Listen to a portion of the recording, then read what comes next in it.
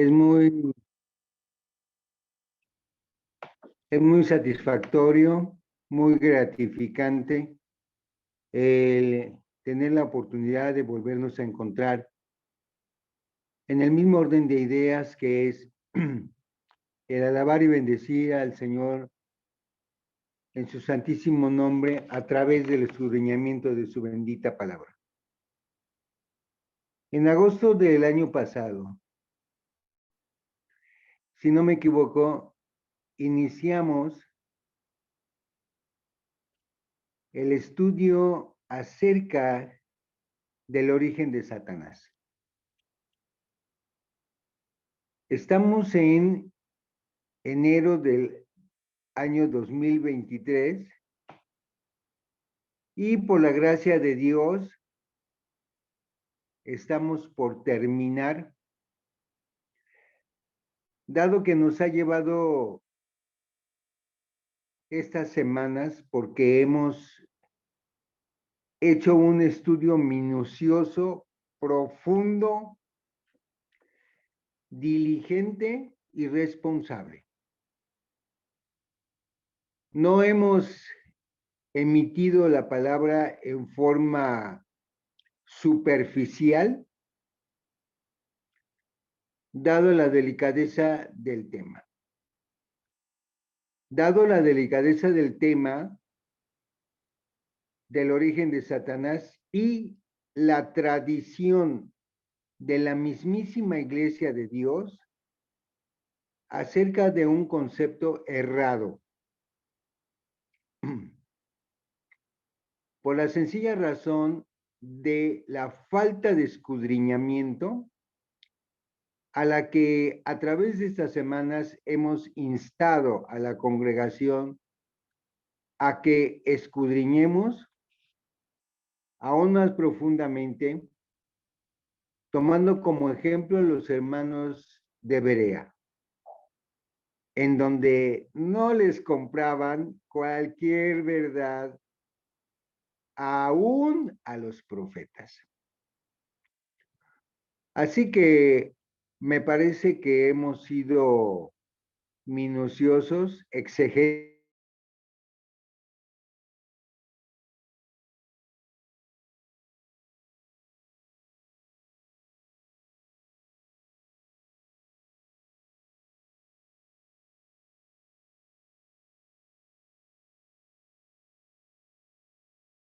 Esa enseñanza que el gran deseo es de que quede en el corazón y en la mente de cada uno de los que hemos participado, pero no estancado, un conocimiento no estancado, un conocimiento no abajo del almud, sino un conocimiento arriba, de modo que alumbre a los demás, de modo que alumbre a los que al día de hoy, increíblemente, siguen pensando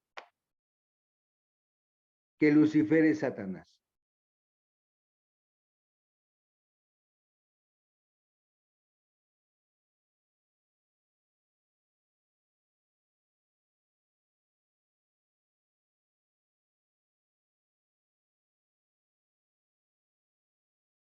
Por la podredumbre y la porquería en un lugar tan santo, tan divino, jamás. Es increíble que han pasado, pues, decenas de años y siguen pensando que Satanás estuvo en los cielos, cuando jamás estuvo en el cielo. Y déjenme decirle que lo han predicado gente, ministros, que predican la tradición porque no se tomaron la molestia de escuchar, no se tomaron la molestia de escudriñar y de abrir las Santas Escrituras y entender que cuando habla de ese ángel lleno de perlas, ese Lucifer, no se estaba refiriendo a Satanás, sino era una profecía o es una profecía respecto a reyes que se sintieron así. Tanto que en el método de comprobación demostramos que Satanás nunca en la vida, en el paraíso de Dios, nunca fue llamado Belial. Nunca. Siempre fue llamado Satanás. Pero la falta de escudriñamiento y la comodidad han llevado a toda una generación de más de 100 años que tiene la Iglesia de Dios en el continente americano, más de 100 años con una administración equivocada, con una administración, hermanos, en la que nunca han podido demostrar que si Satanás fue creado un ángel bueno, nunca todos estos ministros, diáconos, obreros, nunca han podido demostrar una obra buena que haya hecho Satanás. 2, menos. Y aún mucho menos en favor de la humanidad. Si fue creado un ángel bueno, se supone que fue creado para el bien de la humanidad, pero tampoco han podido comprobarlo. Pero déjenme decir que tampoco se han esmerado, ni tampoco han escudriñado como para encontrar una obra buena. También han asegurado que este demonio fue creado en los cielos cuando en realidad su ascendencia y su origen efectivamente es divino. Dios lo creó con propósitos que no vamos a repetir, porque los hemos estudiado por varias semanas, pero que demostramos que no fue creado en el cielo, que fue creado en Satanás. Satanás fue creado en la tierra en los 6 días de la creación. Ahí es donde aparece por primera vez Satanás.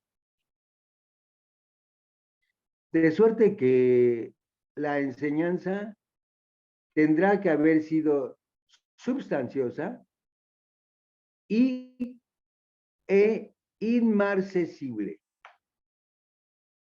no perecedera, para que quede escrita en la mente y en los corazones, pero no para que sea guardada, sino para que enseñen a las nuevas generaciones que este demonio fue derrotado en el Calvario,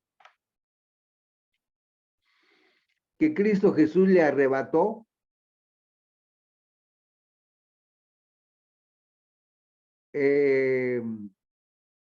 la maldición de la muerte. Y ahí es donde se cumplió la sentencia del Eterno cuando le aseguró que esta simiente le daría un golpe certero y mortal en la cabeza. Claro, claro que sigue viviendo, claro que sigue funcionando. Tan así es que los males se ven todos los días, a toda hora, en todas las personas terrenales que no se esmeran en esquivar las maldades de este demonio. Así que es asombroso que la falta de escudriñamiento dejen en la ignorancia, en la ignominia a generaciones completas. Y que después de este estudio tan minucioso, tan concienzudo y tan exegético, todavía hay quien dice, no es así, sin dar bases. Cuando a través de este estudio hemos dado todas las bases bíblicas para demostrar que nos crean o no, eso ya no es importante.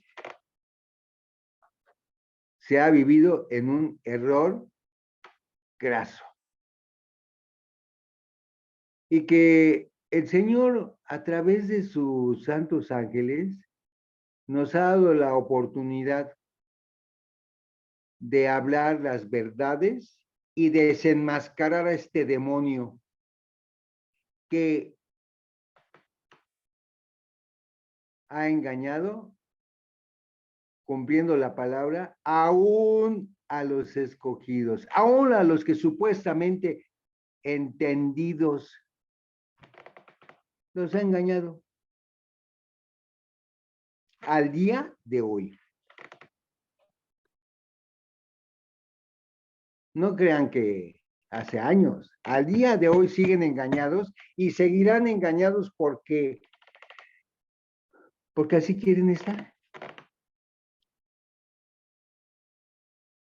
De modo que a través de estas semanas, además de lo que hemos venido disertando, lo mismo que acabo de mencionar, estamos terminando el estudio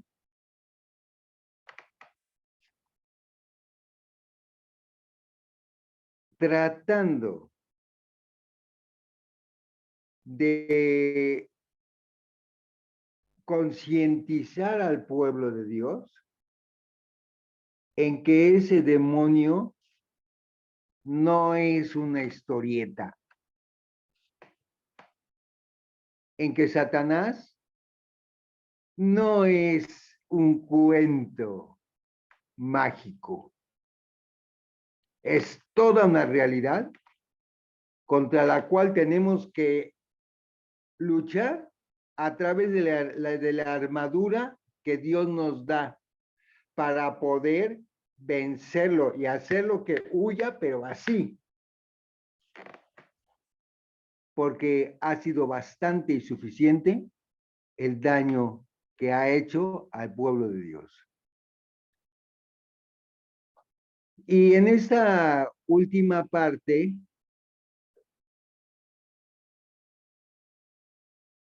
hemos venido hablando de la primera y esta segunda fase de los falsos profetas y anticristos, falsos maestros, que es ahí donde se personifica Satanás. La intención ha sido de que, buena o mala, la enseñanza no tiene que quedar ahí, hermanos, no tiene que quedar en la teoría, no tiene que quedar en el simple conocimiento o abundante conocimiento, sino que tiene que ir a la práctica y que a través de todo este discernimiento que hemos venido realizando en conjunto, podamos descubrir, podamos visualizar, he dicho en sesiones anteriores, en qué personas o ministerios se manifiesta Satanás. Ah, claro, porque esto no es una ilusión, no es un cuento, es una realidad.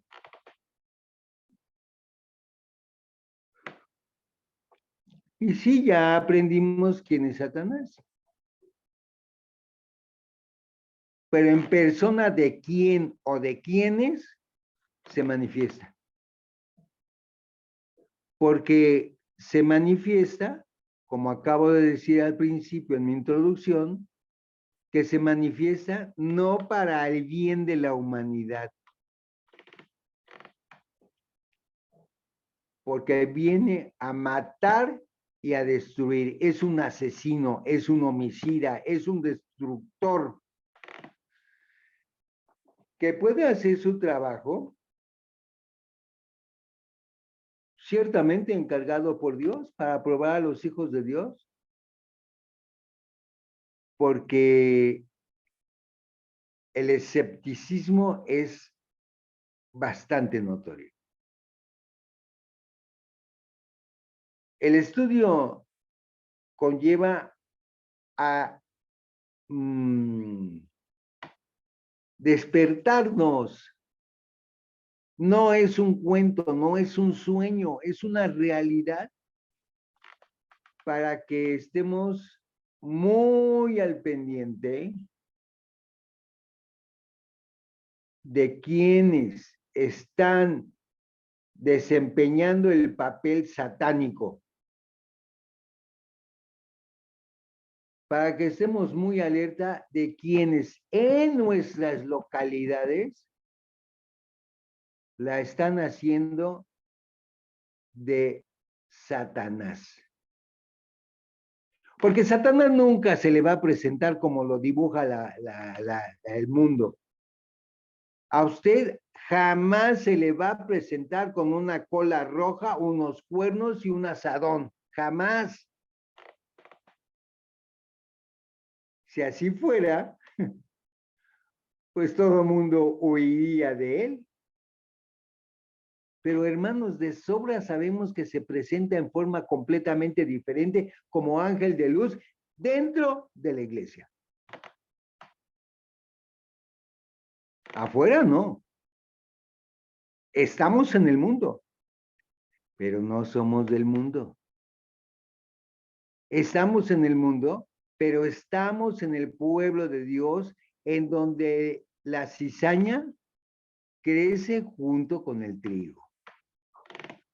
Para entrar en tema, uno de los motivos por los cuales logra hacer su trabajo en forma espléndida Satanás a través de sus ministros es porque el pueblo de Dios tiene un concepto erróneo respecto a, no, es un ungido de Dios. Yo no puedo decir nada en contra de él. No, es un santo. No, es un ministro. Cuando la escritura no dice eso. Cuando la palabra de Dios dice que hay que analizar a los espíritus porque no todos son de Dios. Pero sí todos en el templo se transfiguran como ministros de Dios. Y ejemplos de ello los vamos a ver enseguida en el Antiguo Testamento. Pero en este Nuevo Testamento, muchos, he dicho yo, que están dentro de la iglesia, no son cristianos. Y no lo digo yo, lo dicen las escrituras.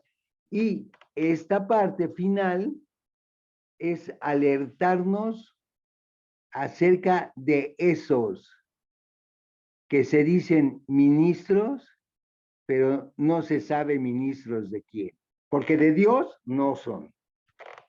Cuando la escritura se refiere a los falsos maestros, a los falsos apóstoles y consecuentemente a los anticristos.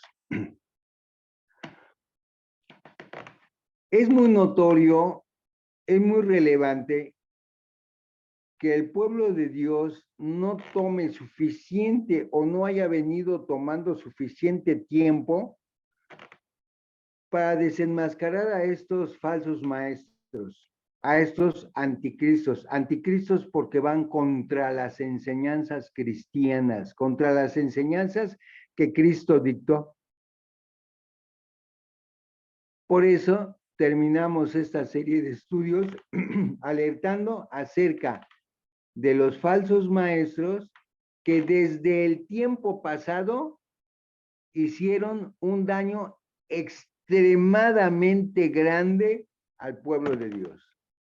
Ahora lo vamos a leer, pero que también la escritura dice que conforme se acerque la segunda venida de nuestro Señor Jesucristo, se aumentarán estos falsos maestros, estos falsos profetas, estos declarados anticristos con relativa, digo yo, con relativa apariencia de piedad, pero negando la eficacia de la misma. Vean ustedes si no.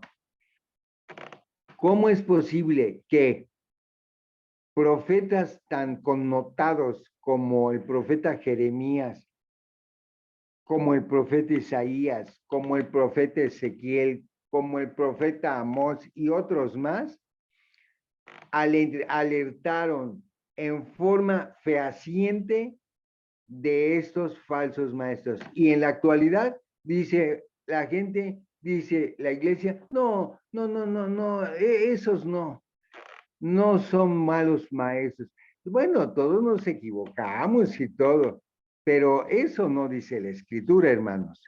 Jeremías 23 del 1 al 4 dice, hay de los pastores, de los que se nombran muchos, que desperdician y derraman las ovejas de mi majada. Dice nada menos que Jehová. No está diciendo ni siquiera ningún profeta. Jehová está hablando acerca de los pastores que desperdician y derraman a sus ovejas. Son los pastores, pero no son sus ovejas. Creo que debe quedar suficientemente claro. Esas ovejas son de Jehová. Y estos malos pastores son los encargados nada más que se han sentido dueños de la majada. Y si no, vea cómo dice el versículo 2 de Jeremías 23, por tanto, así ha dicho Jehová, Dios de Israel, a los pastores que apacientan mi pueblo. Vosotros derramasteis, o sea, desparramaste mis ovejas y las espantasteis y no las habéis visitado. He aquí, yo visito sobre vosotros la maldad de vuestras obras, dice otra vez el mismísimo Jehová. O sea, que en lugar de pastorear a las ovejas de Jehová, la maldad de sus obras se hacía exponencial. Versículo 3, y yo recogeré el resto de mis ovejas de todas las tierras a donde las eché y harélas volver a sus moradas y crecerán y se multiplicarán. Y pondré sobre ellas pastores que las apacienten y no temerán más, ni se asombrarán, ni serán menoscabadas, dice Jehová. O sea, llegará el tiempo en que tendrá que tomar el papel de pastor el mismo Jehová ante la inutilidad y la maldad de los pastores que puso ante las congregaciones y que en lugar de pastorear sacaron provecho para llenar sus vientres. Eso lo dice muy claro la escritura. Cuando dice, ay de los pastores. Estos eran líderes falsos que no cumplieron su deber de trabajar por el bienestar del pueblo. Como se describe en el versículo 2, esto se aplica tanto a los reyes en el capítulo 22 y a otros dirigentes civiles, tanto como a los profetas y los sacerdotes, según el verso 11. Eran por completo diferente a los pastores que Dios daría más tarde a la nación. Otros capítulos importantes que condenan, fíjese bien, que condenan, no pasa por alto ante el Señor la maldad de todos estos falsos maestros, condenan a los pastores malos y a los falsos profetas, son Jeremías, Isaías, Ezequiel, Miqueas, Zacarías, cuando dice, y yo mismo lo recogeré. Él mismo se va a encargar de rescatar a sus ovejas de la majada que les entregó a estos pastorcillos y que sencillamente sacaron simplemente provecho de las ovejas sin hacer su trabajo. Dios se comprometió a restaurar a estas ovejas israelitas exiliados a su tierra antigua. Las promesas similares en los capítulos subsecuentes del 30 al 33 y en el capítulo 16, versículos 14 y 15. Esa tierra corresponde en sentido literal a Palestina, hermanos. Nada más a Palestina. Lo cual la hace diferente de todas las demás tierras, naciones, y asegura que esa reunión, que esa vuelta de la diáspora será tan literal como lo es desde el tiempo antiguo la diáspora o la dispersión en forma literal para el pueblo hebreo. La restauración de Judá, de la destrucción y el cautiverio en Babilonia, se describe en un lenguaje cuyo cumplimiento pleno solo podrá darse en la restauración final del pueblo de Dios, de todas las tierras, y en el versículo 8, bajo el Mesías. La frase, ni serán menoscabadas, indica que nadie faltará ni será excluido. Estas son profecías, como en las Escrituras hay mismas que no han sido cumplidas. No es el tiempo. Es el tiempo de dejar a todos estos falsos maestros y anticristos de que hagan su trabajo para cumplir la palabra de Dios, las profecías de Dios, de que vendrá a ellos en el día del juicio tormento por cuanto no hicieron su trabajo y hicieron cosas exactamente lo contrario. Así como si les hubieran dicho lo contrario, eso hicieron. No lo decimos los profetas que hablamos la palabra de Dios, lo dice la Escritura, plasmada en las profecías. Jeremías 23:10 dice, porque la tierra está llena de adúlteros, a causa de la maldición de la tierra está desierta. Los pastizales del desierto se secaron, la carrera de ellos fue mala y su valentía no es recta. Porque tanto el profeta como el sacerdote, ¿qué creen? Igualitos de impíos.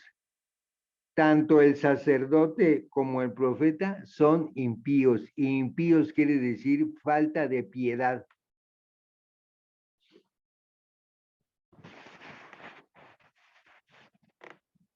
Muchas personas creen que los impíos son los mundanos, son las personas que andan en el mundo divagando y demás. Y no es así.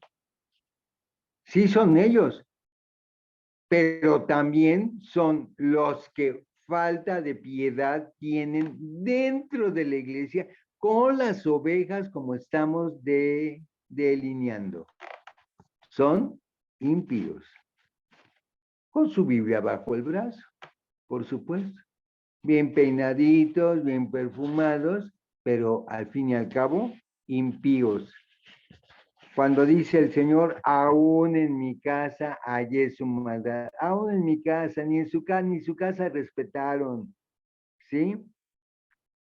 Dice Jehová, por tanto su camino será como resbaladero en la oscuridad, por tanto, o sea, como consecuencia, sus caminos serán como resbaladeros en la oscuridad, serán empujados y caerán en él, porque yo traeré mal, yo, hablando Jehová, traeré mal sobre ellos en el año de su castigo. O sea, hay un tiempo. Todos estos y todos sus seguidores piensan que nunca va a pasar nada.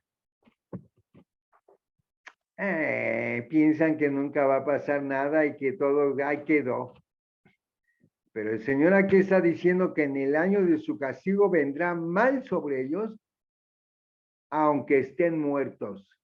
Los traerá a resurrección para que hagan cuentas, para meterlos a la balanza y encontrarlos sencillamente faltos de peso. En los profetas de Samaria he visto desatinos, otra vez, profetizaban en nombre de Baal, e hicieron errar a mi pueblo. Parte de su gran castigo que llevarán por haber hecho errar a su pueblo. Y en los profetas de Jerusalén he visto torpezas, cometían adulterios y andaban en mentiras y fortalecían las manos de los malos para que ninguno se convirtiese de su maldad. Me fueron todos ellos como Sodoma y sus moradores como Gomorra. ¿Se imagina? Para que Jehová diga que han sido como Sodoma y Gomorra, a los que destruyó por fuego porque no los soportó más, pues así lo son los pastorcillos estos, falsos, fatuos y demás. Por eso dice Jeremías 52, 56, 11, se refiere a estos como bestias, atalayas o pastores. Estos títulos identifican a los malvados. Otros profetas también se refieren a los enemigos de Israel como fieras, hermanos. Según Jeremías 12:9, Ezequiel 34, 5 y 8. Los profetas que debieron haber sido atalayas, fieles para advertir a Israel de que se arrepintieran, ignoraron su responsabilidad. Los sacerdotes tampoco condujeron al pueblo por senderos de justicia ni rectitud, según Ezequiel 34, del 1 al 6, y Zacarías 11, del 15 al 17. La palabra de Dios, amados hermanos, desde el Antiguo al Nuevo Testamento, nos ha venido llamando a estar apercibidos de estas cosas que están efervescientes al día de hoy. Pero también nos conllama a ser fieles para con su voluntad, fieles para con su palabra, fieles en obediencia, en la práctica de la verdad, nos llama a no dejarnos engañar y a ser hacedores de verdad, a no dejarnos engañar. No todo lo que brilla es oro. No todos los que están en el altar son ministros de Dios. lo ha venido repitiendo, ya dije, todos estos profetas que hicieron resbalar al pueblo de Dios.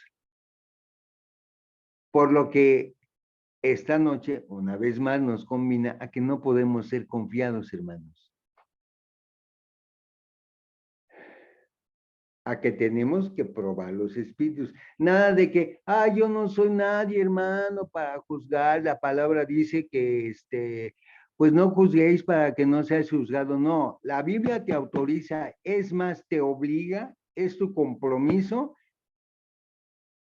¿sí? Revisar los trabajos de quienes están a cargo de las ovejas, porque no todos los espíritus son de Dios, porque siguen haciendo su trabajo de maldad, no paran. Así como existieron, ahora existen, que nuestra labor como hijos de Dios no está limitada en la iglesia o en la casa, que nuestro deber como hijos de Dios es escudriñar la palabra de Dios, de orar, ayunar, que tampoco estamos justificados a tratar mal a nadie y menos de parte de la cabeza de la iglesia, de hacer acepción de personas, de hermanos, pero tampoco debemos dejarnos llevar por lo que nos dicen, o sea, por oídas, porque los falsos maestros existen y se disfrazan como ángeles de luz que inclusive usan la palabra de Dios para engañar, tuercen las escrituras a lo que ellos quieren. No, no hay problema, que las hermanas oren sin velo, esa discreción, a como ellas quieran. Cuando la escritura no dice eso. Y se llevan 2, 3, 4 concilios para que al final decir, pues cada quien, para que no se les fugue la membresía, tuercen la palabra de Dios, que en lo oculto cometen todo tipo de prácticas inmorales, que también introducen veladamente a mujeres que cometen tales prácticas junto con ellos, que hacen caer en pecado a los hermanos que usan su boca para maldecir, que hacen caer a los hermanos en pecado, cuando impiden que ayuden. Cuando la palabra dice, al que te pide, dale. Al que te pide, dale. Pero estos falsos maestros dicen, no le des, porque no es de nuestra congregación, porque es un flojo, porque es eso, porque es aquello. Pero la escritura dice, al que te pide, dale. Se acabó. Muy bien. Impiden que ayuden cuando hablan mal de los hermanos, cuando les cierran las puertas y dicen, todavía se atreven a decir que no son hermanos y dejan de darles el pasavoz. ¿Será que son pecados de muerte? ¿O será que los hermanos por envidia o será por maldad que hacen tales cosas? Para poder ver con los ojos espirituales es que debemos buscar la guía de Dios en estos asuntos también. Porque delante de Dios ya no estamos justificados, ¿sí? A seguir pecando, sea por omisión o conscientemente, ya que ambas nos harán grandes consecuencias delante de Dios. No van a quedar sin castigo. No pensemos como algunos que podemos seguir pecando sin consecuencias, que hay pecaditos y pecados. El pecado es pecado. La palabra de Dios nos llama a corregir antes que sea tarde y, digamos, no tengo en ellos contentamiento. Llegue la condenación, pero hay de aquellos que sabiendo hacer el bien no lo hagan, porque la escritura dice, pecado es aquel que sabe hacer lo bueno y no lo hace. Y pone su criterio personal, dice, no, yo, ¿por qué? Sabiendo hacer el mal. Eso es pecado. Esto es que la palabra de Dios es nuestra guía para corregir nuestra vida como hijos de Dios. Si los malos pastores se arrepintieran, ¿Dios los perdonaría? Sí, pero si no hubieran cometido blasfemia contra el Espíritu Santo, tomar el lugar de Dios y decidir cómo lo hacen, quién sí y quién no. ¿Quién toma la cena y quién no la toma? ¿Quién no es reconocido como hijo de Dios? ¿Quién sí y quién no puede o no ser parte de la iglesia? No es algo que puedan decidir los ministros o pastores. Podríamos pasarnos toda la noche hablando de esto. Les voy a suplicar que lean los escritos que ya he compartido al grupo y que para la siguiente sesión seguiré compartiendo. Léanlos, hermanos.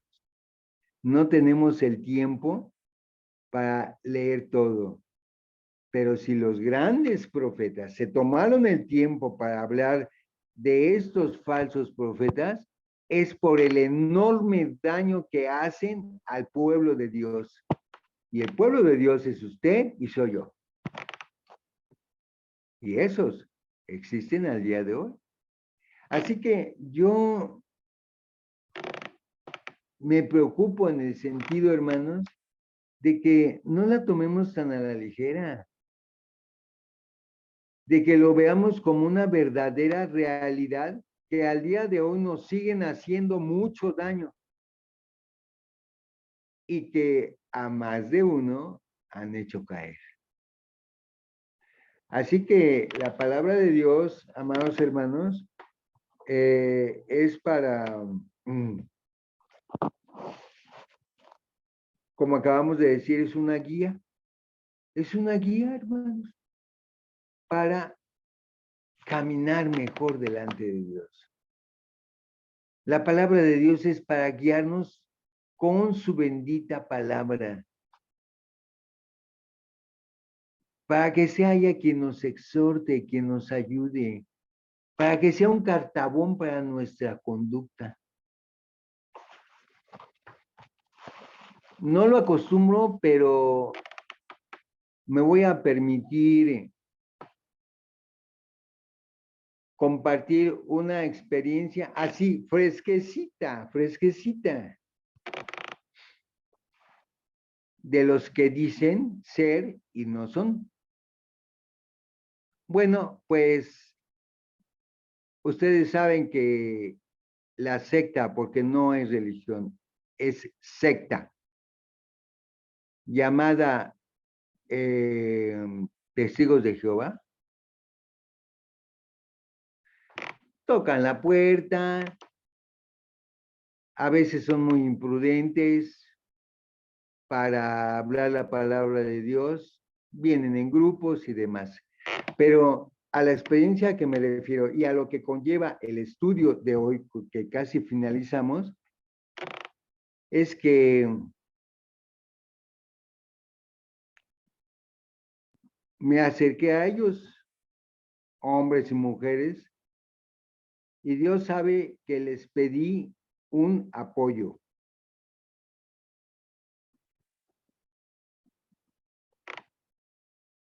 Les dije que necesitaba 5 pesos mexicanos, 5 para mi transporte. Y en una forma déspota y soberbia, me dijeron, no hay. Los que antes me habían pasado a tocar la puerta para predicar la palabra de Dios, y cuando alguien le pidió, dijeron, no hay, no doy.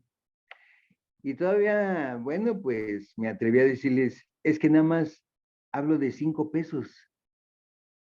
No hay.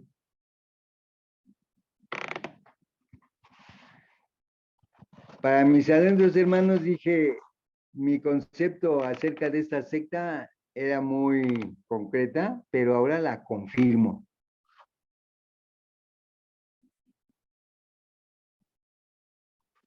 Predicando la palabra así, negando las grandes verdades que Jesús predicó, son anticristo. De modo que con esto lo que quiero decir es de que el Señor nos ha traído a una penúltima, porque solamente para gracia de Dios nada más nos resta una, en las que les pido que me acompañen para poder juntos concluir todo un estudio de varios meses y en donde estaremos dando el índice del libro Origen de Satanás, que no es Lucifer, para poderlo editar y que haya suficientes elementos para poder decir las grandes verdades escritas en las Escrituras. O sea, es un resumen de lo que las Escrituras nos ha enseñado, que Satanás nunca estuvo en el tercer cielo. Por favor, nunca estuvo en el tercer cielo. Nunca fue arrojado del tercer cielo. Dudosamente puede ser en el segundo cielo, pero sus moradas son aquí, en el primer cielo, en donde está su trabajo. Dígame usted, un demonio, ¿qué trabajo tiene que hacer en el tercer cielo? ¿Qué tiene que hacer? En donde en pura luminiscencia mora el Señor, mora el Padre Eterno, moran sus ángeles, arcángeles, querubines y especialmente nuestro Señor Jesucristo. Que ahora sí, como dicen los jóvenes, ¿qué diablos tiene que hacer el diablo allá? Contéstese, por favor. Para que ese libro que con la ayuda de Dios sacaremos a la luz, no lo tenga abajo de la almohada. Lo utilice para poder probar las grandes verdades con todas las citas bíblicas. Yo sé que ha sido cansado, hermanos, pero muy necesario. Tanto que hay quien inclusive dijo, ¡ay, qué aburrido! ¡Ay, no se sabe otra cosa! Nada más imagínense el grado de ignorancia, el grado de indocumentación. Así que bueno, pues yo les invito a que ya que me han tenido tanta paciencia, agreguen un poquito más. La siguiente semana terminamos y damos las instrucciones para el libro que ya se está editando. Yo espero que el Señor les bendiga, amados hermanos, y paz a vosotros.